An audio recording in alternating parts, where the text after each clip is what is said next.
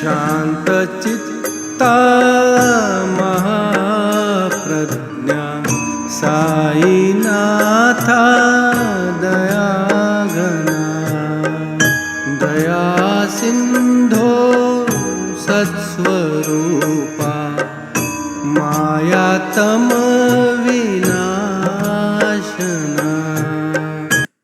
இந்த ஓவியின் பொருளாவது, ஓ சாயிநாதா, சாந்தமான மனமுடையவரே, சிறந்த நிறை பேரறிவுடையவரே, அருள் நிறைந்தவரே, கருணை கடலே, சத்தியத்தின் வடிவானவரே, மாயையாகிய இருளை அழிப்பவரே என்று ஸ்ரீ தாஸ்கனு மகராஜ் போற்றுகின்றார்.